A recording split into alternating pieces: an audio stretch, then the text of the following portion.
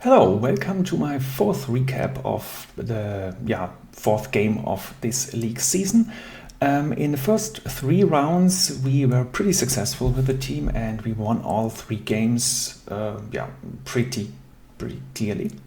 But now the stronger opponents are waiting for us. So in our fourth round match, the situation was a bit unclear because the opponent had not played one of the three games, so they just played two. One they won, one they lost. So it was not yet that clear how strong they are in the season. But from the rating points, they were a lot stronger team than the teams we faced in the first rounds. And so I don't have the ELO rating of my opponent this time, so I'm not sure if he is not ELO rated at all. But in the German national rating, he is just around 50 points lower rated than me. So we are pretty on the same level. And for the other boards, it was also pretty similar. So yeah, this was a relatively hard to win matchup. But of course, we tried our best. And so this time I had to play on the board 5. We were slightly weaker than in the second and third rounds from our team, but not significantly. So so that was the beginning. I was on board 5. So this means for an away game, I have the white pieces. And so without much about our team setup, I want to go just into the game, into the analysis, and then in the end, of course, I will tell you also the result of the other matches. So I started like you have seen it in the last rounds, very typical with c4. Opponent played knight f6. I play out my other knight. He plays g6. I play g3. We put the bishops out. He plays d6. I castle. He plays c6. d4 from my side. He develops the second knight here. I develop my second knight. He plays the queen to c7. I play e4. He goes e5. I'm playing against it with d5. And then, this is the funny thing, he played exactly like I played in the second round. So if you remember my recap of the second round, this was more or less the same opening, just that I was playing with the black pieces. And I made here the mistake to go to c5 as a reaction to d5. And this is a pretty, it's a pretty big mistake. So normally what you should play in this opening is something like a5 to prevent a too easy b4, and then put your knight on c5, not the pawn, but the knight. Now I know it, but my opponent did not know exactly like I didn't know in the second round. And he played c5. So here was a bit more confident, because I've seen in my second round match that this is a setup that is not really that good for the black pieces. So I was pretty happy with that outcome. But now I thought, okay, how can I exploit that? I kind of knew that this was not that good and how to play against it. But so the question is how to do it exactly. So the idea is, of course, to at some point play on the queen side, b4, and get there and attack. So I just decided, okay, first get that bishop developed to d2 and to get some support on the queen side on b4. So my opponent played a6 just to block out the knight, maybe also support a pawn move to b5. So okay. Then I thought again, okay, how can I support my own b4 move? Yeah, there are basically two options to further support that. Either play a3 or place the rook behind the pawn. I decided here to place the rook to b1. Apparently that's not that yeah, not the right way to go here. So you should also, as a player with the white pieces, go for a4. Yeah, probably to stop b5. Probably that's more important than supporting your own b4 move. And when the opponent plays something like a5 to stop your b4, you can at least place your knight to b5. So okay, so that is apparently the better way to play it. So I thought here, okay, supporting the b4, that is my plan. So I just go for it here.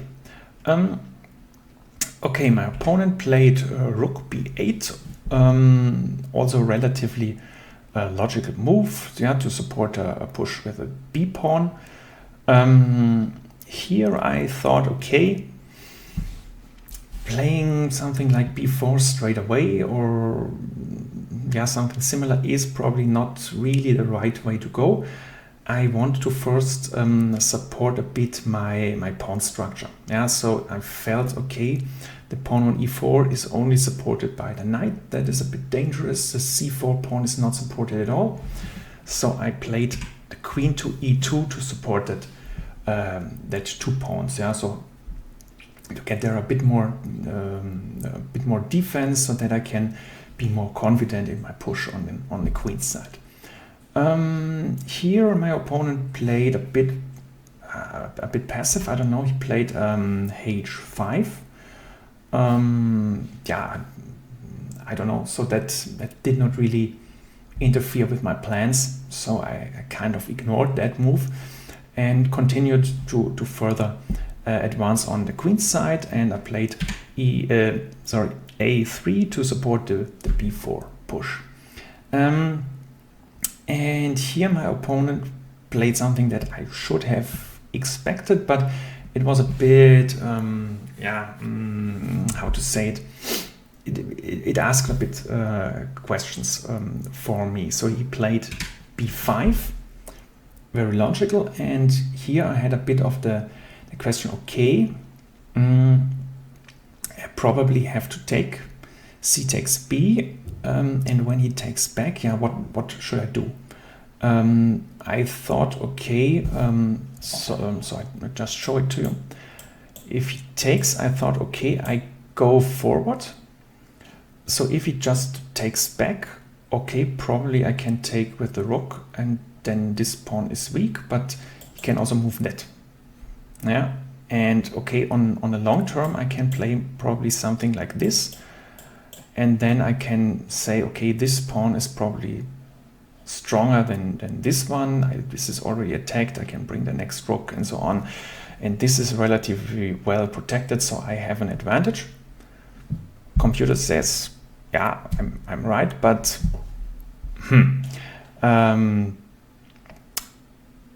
so I went for that, but I was a bit, yeah, a bit worried about that opening and having that pawn here. But okay, you cannot really change it. It is what he played. So he played b5. So then I took, and then my opponent played a move that, yeah, surprised me a lot. He played here. Oops. Sorry, he played c4. Yeah, this was very surprising for me. But when I looked into it, yeah, I've seen some yeah, ideas why this might be dangerous. So I thought first, okay, before that pawn gets taken, I should take it. So the best way to solve this situation is actually to play a4, because that pawn is still protected by the knight, and this is a lot. The pawn is a lot more safe than it looks. But I calculated always like this, and then he takes with the bishop, And then the idea that I was worried, so I'm just moving away, that I can show you the next moves that I'm worried about. So I was worried about getting knight in here, and then the knight can go to b3 or d3, and it's not that easy to do something, because when I want to get rid of that c4 pawn, I mean, I cannot really attack it with the pawn, I cannot really attack it with anything else, I cannot really stop that knight. Also the two knights attack the e4, now everything looks dangerous. Yeah? So he is a pawn down, but everything looks pretty annoying. But then I figured out, I'm just going back again, I figured out, okay, if I take here and he takes back, what about b4? Yeah? Because when I play b4, the c5 square is protected. Yeah? So then the knight cannot infiltrate there. You can, of course, take with en passant right away, and it's funny that the computer says here this is the best move. Yeah, so apparently this is the best choice that the black pieces have, is the opinion of the computer. For me, that's crazy, but giving just a full piece, I cannot imagine that the situation is already so bad. But yeah, computer says that you should take you should already give the full piece, because the situation is already so bad. I don't know, but yeah, so this is the idea I came up with. So he had played c4, then I've taken this pawn, he took back like I expected, with the bishop, and then I played b4, and now I'm just up a pawn. I have two nicely connected passed pawns on this side of the board. His pawn here is a bit disconnected to the rest of the pawns, so it's not easy to take, but yeah, he has a bishop to protect it, he has a queen to protect it, maybe also a rook, so it can be protected. But this is already a bit of a it's run away from the other pieces.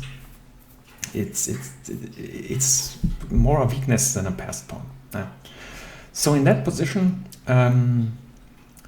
he did not react on anything here. So what he made is basically finish development and castle here. Right, and so here I thought, okay, how do I proceed? And so of course you can be aggressive and push again here the pawns forward, a4, b5, something like that. But I felt like, okay, it's not yet the right time. I need to bring a few more pieces out and finish the development. So that's why I decided to bring this rook over here. So it's already, it's not really attacking the c4 pawn, but it can potentially attack the c4 pawn also.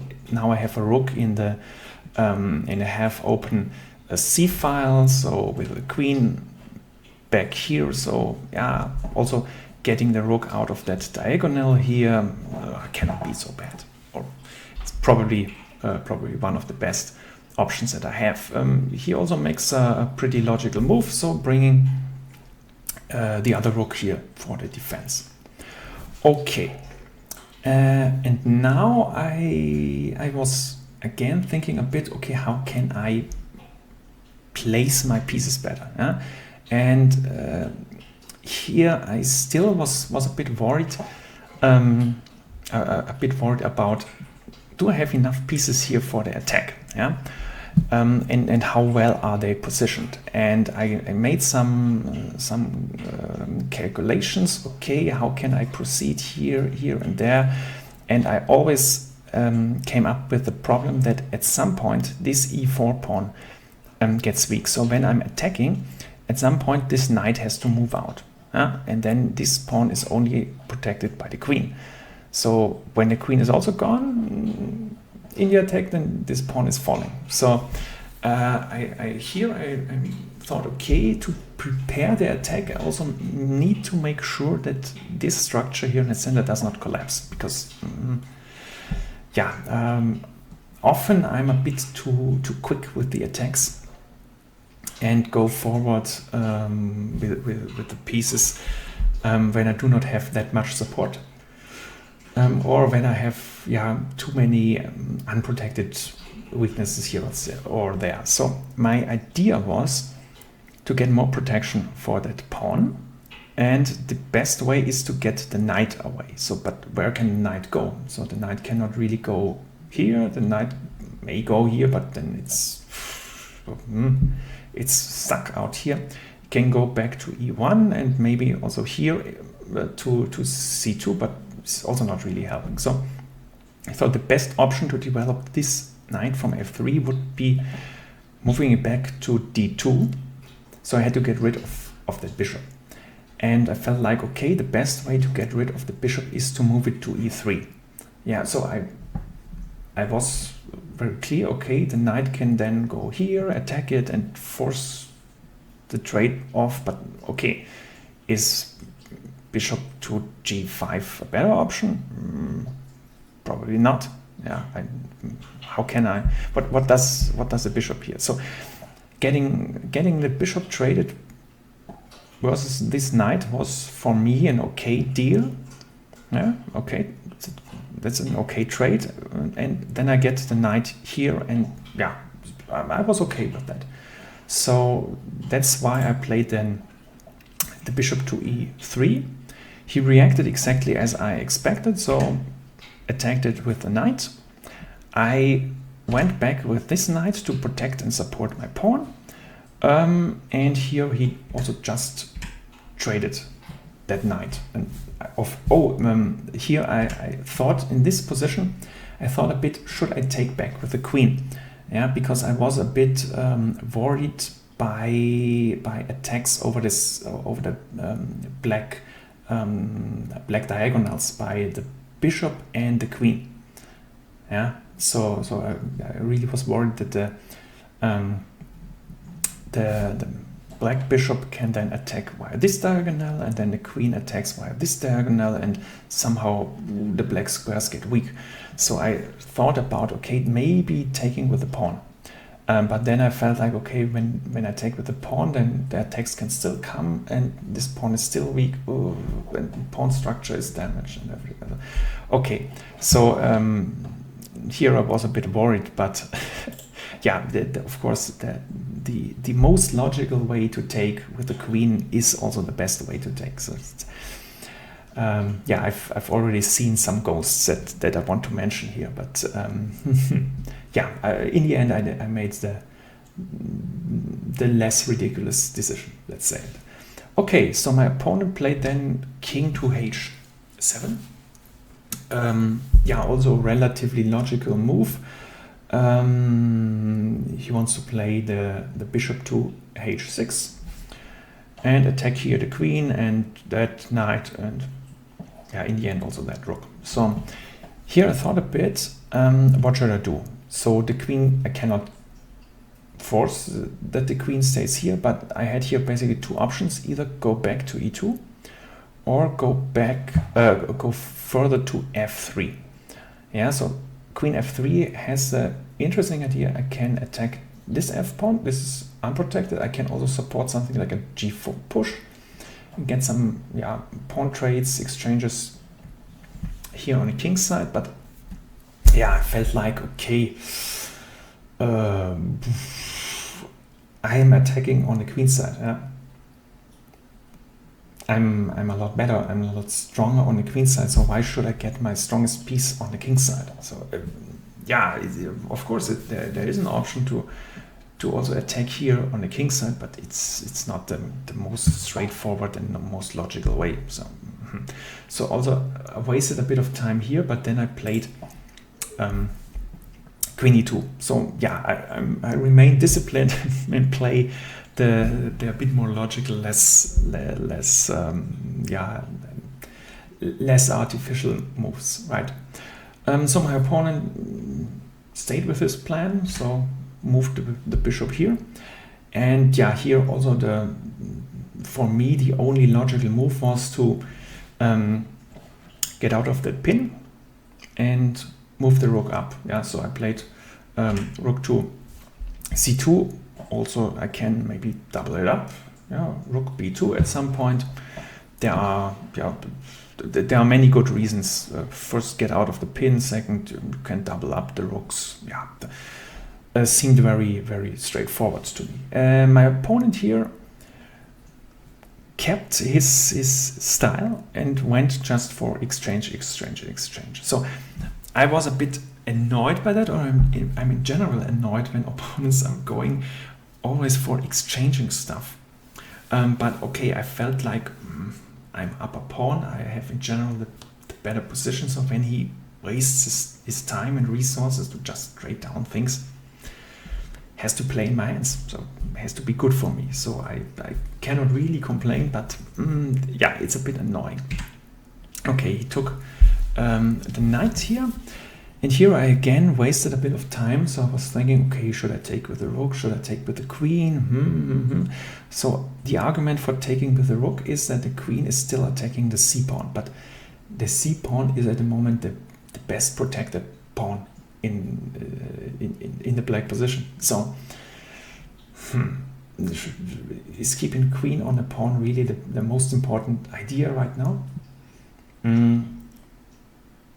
Or having the rook in front of the pawn, is that better? Yeah. So the rook is currently not really attacking the pawn, but it's x-raying it. So, and yeah, I then thought, okay, maybe taking with the queen also enables me to play queen g5 when I have the queen on the black squares, and yeah, maybe then I play g4 and make some kingside attack. Yeah, so the whole idea that a few moves ago I said, that's not really a smart idea, but I kept the option open. Yeah, I kept the option open to have the queen also move on the black squares to the king side. So yeah, also maybe supporting an f4 push. Maybe also not the smartest way to proceed, but yeah, there are some options on the black fields or on the black squares when the queen is on d2. So yeah, I went with the queen to the d2 square. And now he made again a bit of a surprising move to me. It makes sense, of course, but he played the queen to a7.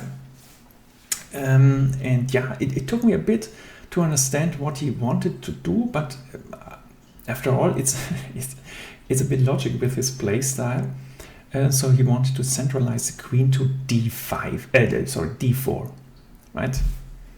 So queen here is a nice square. I cannot really trade because then the e-pawn will end up here, and then he has two protected or two connected passed pawns. So just the c4 is protected.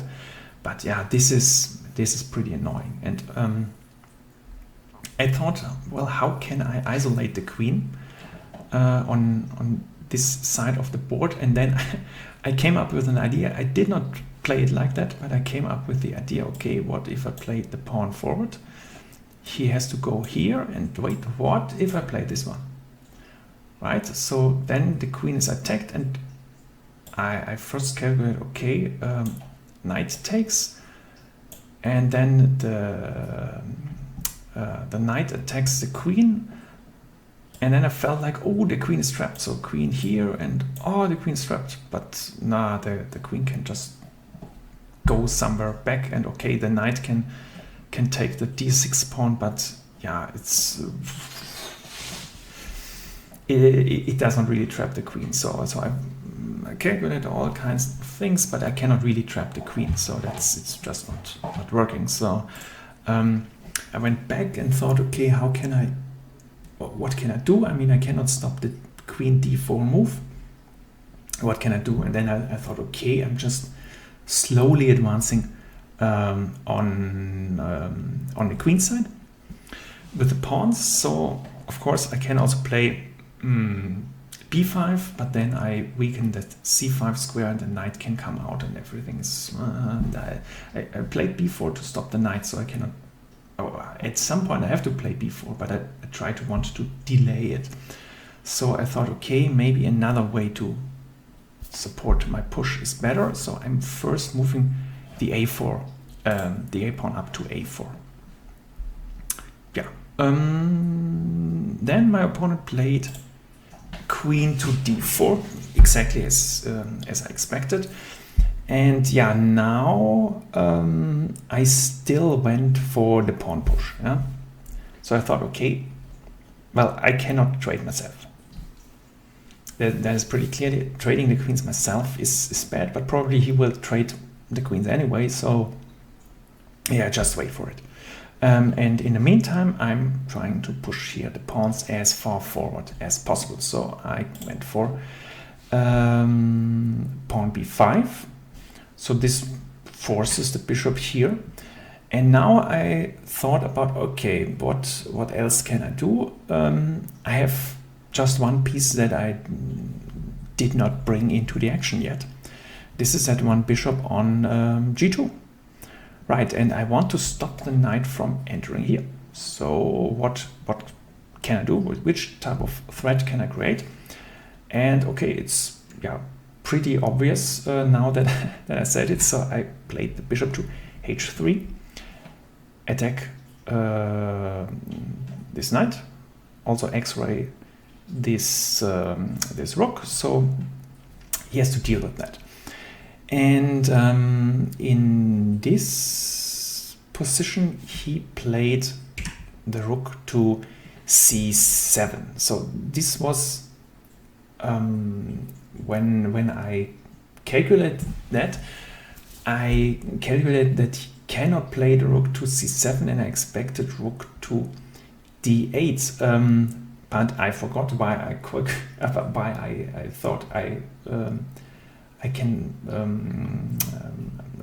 thought that the move rook to c7 is not working. Yeah, so later I did basically a recalculation, and I felt like, okay, it has to do something with b6, so that the pawn on b6 attacks the rook, and then the rook has to go and the knight falls. But this does not really work, right? So the b6 square is protected by the queen and the knight. But here I thought, okay, but when I move the pawn to b6, the b5 square gets opened and the knight can enter on b5. Right, and then the knight attacks basically everything. So I'm just showing you this. Then the knight can enter here, and then this knight attacks the rook and the queen, and also that pawn on d6. So this is the most important thing, that it attacks the pawn on d6. And okay, it's not really a fork threat here between the queen and the rook, because the queen can trade here, and then it's just an attacked rook. But still there's a lot of problems. Where do you move with that rook? So okay, going back is not good, because knight takes here, and then you're again threatened. So you can basically just go forward or sidewards. Both have advantages, disadvantages. So when you're going forward, you are still when you're going forward, you are still protecting the c pawn. When you're going sideways, you're still protecting the f pawn and the bishop. So when I play the knight here, I'm attacking this pawn, and that bishop. So yeah, when you're going forward, you focus more on the protection of this piece. When you're going sidewards, you're focusing on the protection of these pieces. But something will fall somewhere. And yeah, here in this situation, you have the problem: the knight is attacked. You cannot really go away, otherwise the bishop falls. I mean, you can still move the bishop somewhere, but then the rook doubles up, and okay, so in this situation the c-pawn might be a bit dangerous, so you probably cannot really take it right away, but I felt like this works. I felt like I'm getting somehow advantages, so either going with the knight, take this pawn, then this pawn is again attacked, and so on and so on and so on. And then the pins in the b file are still there. So I felt like this is still too advantageous for me when I play b6 and get a knight to b5 and then attack everywhere around. I did not have the time anymore to calculate everything too precisely. In this situation, let me go back. In this situation where I played b6, I just had around 18 minutes or so, and this is move 27. So I thought, okay, I cannot see any variation that disproves that this is not working. Yeah? So I just went for it. It is also a pretty okay move. Yeah, so the computer says this is a pretty okay move for different reasons than I thought. Yeah, so what the computer wants to play is okay this, and then the idea is not to go with the knight here, but with the pawn to a5. Yeah, right. And now you have the problem whatever you're doing. So when you're going with a knight, for example, here, the threat is a6, and this is a pin with the rook. So you trade here, and then you go here, and then the bishop falls. Yeah. And then you're up a piece. So this is a real threat behind b6, and then knight takes b6. Yeah. But like I said, I played it a bit different. So I played b6. He took here. I moved the knight to b5 and forked here the queen and the rook, and also the pawn on d6. Yeah, d6. And here he made a move that surprised me a bit. He did not trade the queens, but instead he moved the queen away. And yeah, I do not really know why. So probably he said, okay, getting back one pawn and giving an exchange is the best I can get in this situation. I don't know. I mean, he at least, yeah, he also gets rid of my strong knight. So yeah, okay. But yeah, for me, this was a bit unclear why he just gave me here the exchange. But okay, so I took the exchange, he took back. And here the question was a bit, okay, how can I further improve or continue the attack? And my idea here was basically to bring in the queen to the attack. So the first option that I thought about was bringing the queen to a5. But then I reconsidered, because, I mean, if you have a construction like that, as I just show it to you, like this, you can always move the knight either here or here. Yeah? And then the queens see each other, and you have to trade down the queens, and yeah, I'm losing that pawn. Okay, so that was why this move, I reconsidered it. I thought, well, maybe that's not that good. So then I thought about the other option, getting the queen to this square and attacking here. But here, this is also a bit problematic, because, yeah, I mean, you can go away with the bishop or the knight, and then suddenly, I mean, okay, this is probably still working. Why is this work? This is working because the rook can take the c4 pawn. But yeah, if you remove, if you remove the bishop, then the problem is in the next move you can move the knight back to here, and then the rook is seeing the queen, and then this unprotected rook here, and okay, you can move maybe the queen to e1 to protect the rook again like that, but yeah, it's all not looking that nice. So I went back, okay, and thought, okay, maybe queen b4 is also not that great. And then I thought again about queen a5. Yeah? And then, wait a minute, okay, if I play queen a5 and he takes here, queen trades, the c4 pawn is unprotected. Yeah, and that is why then I decided, okay, I'm going for queen a5. And he made very quickly that logical trick move, let's say. I mean that typical trick when the queens are aligned like that and the knight is in between. I traded here, he traded back, and then I took here this pawn, right? And I'm still up in exchange. My rooks are both very nicely placed in the open files. His bishop here and the rook, they are pinned to each other. The knight is attacked, so felt great. This position really felt great. I mean, he was basically forced to remove his knight to the edge of the board. And here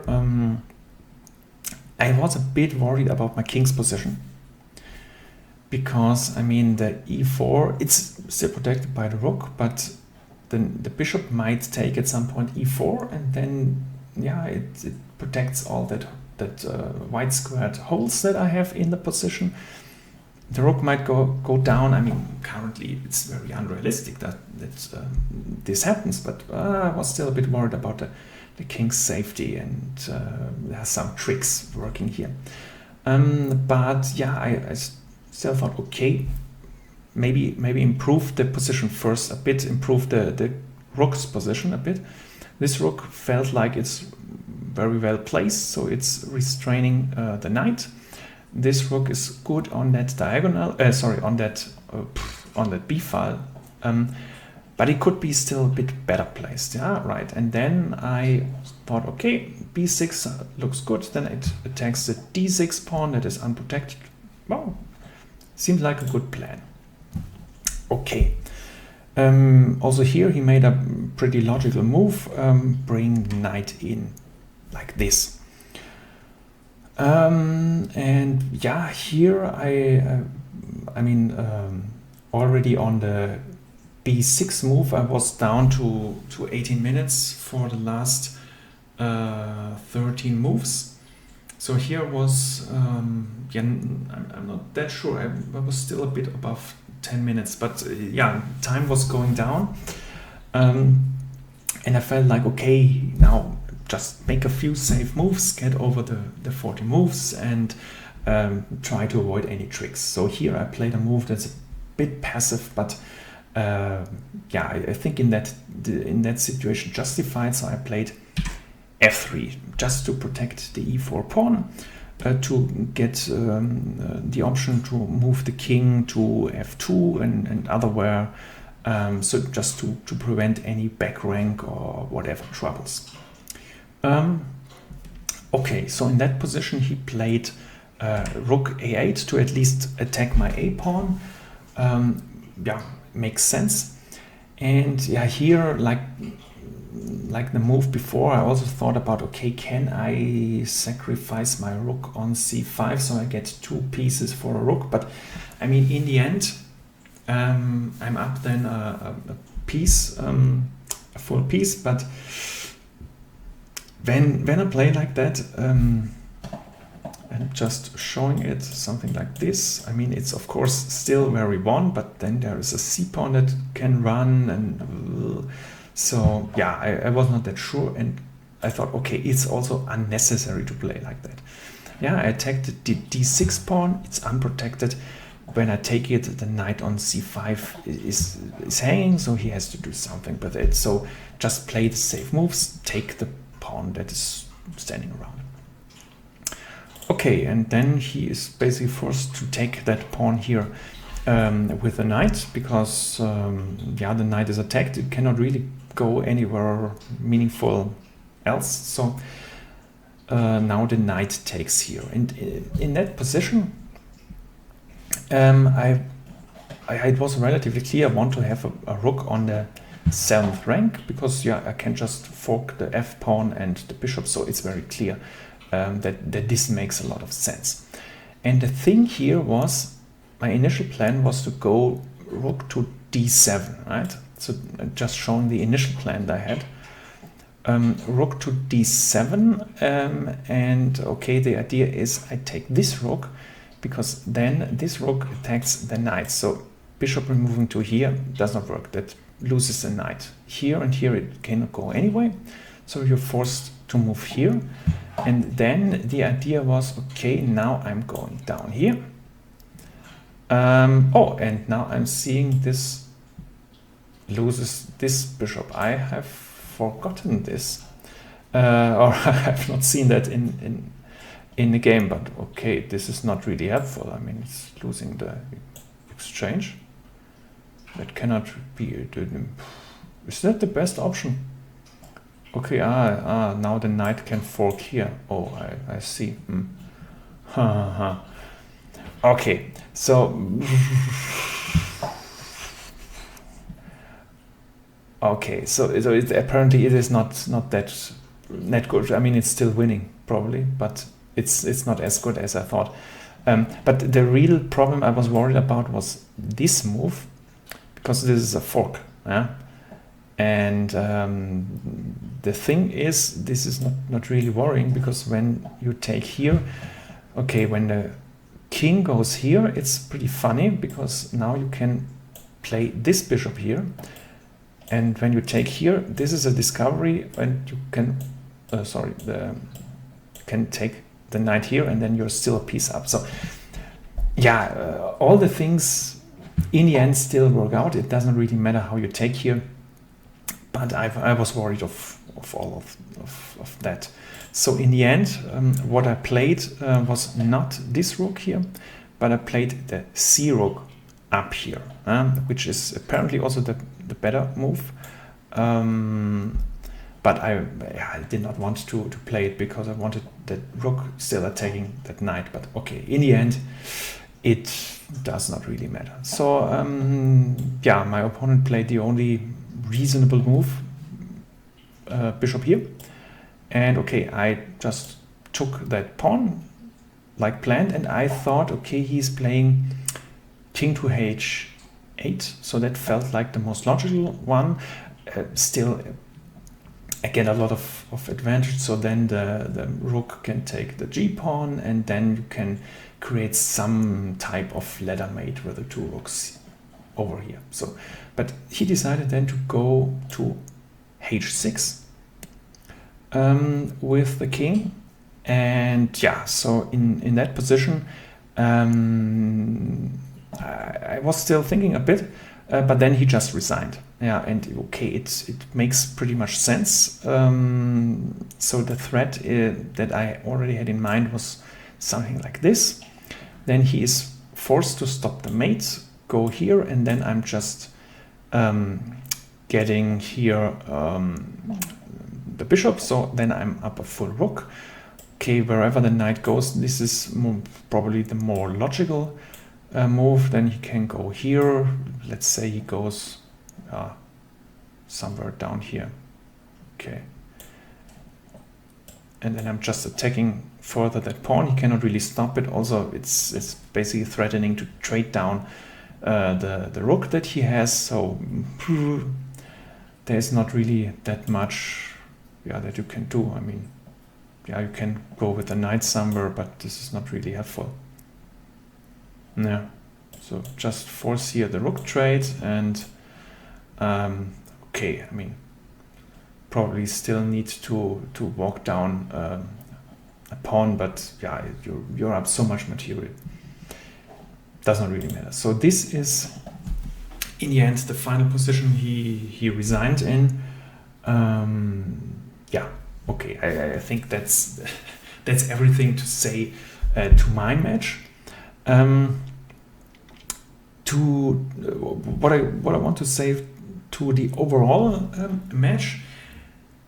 The funny thing is here, I really finished my game first. So this is a very unusual thing. So in the second and third round, I finished my game as the last one of all players. In the first round, I was, I think, the fourth or fifth board that was finishing. Yeah, so I was somewhere in the middle, but I cannot really remember that I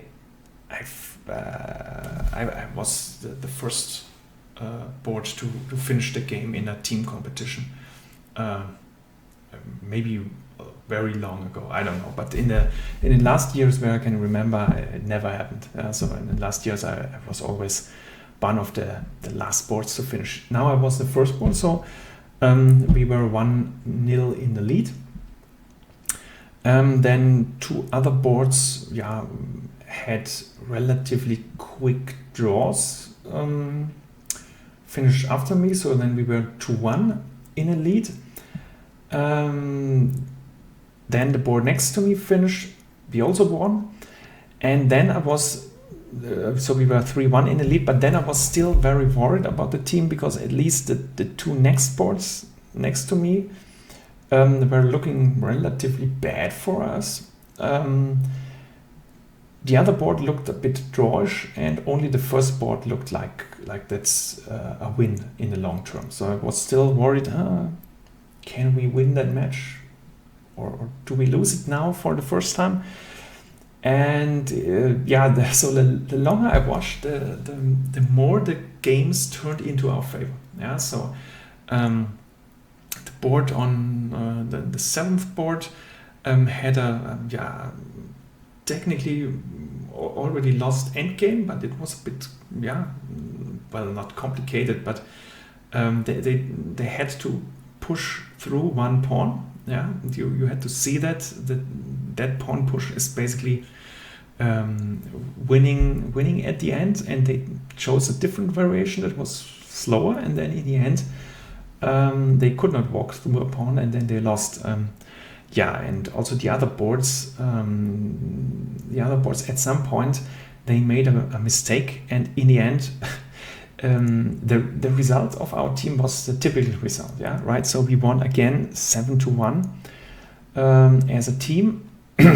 All the other games were in the end somehow won, sometimes in a bit dirty way, but okay. In the end, a win is a win. So okay, so we are still in the lead as a team. We have now won 4 matches of 4.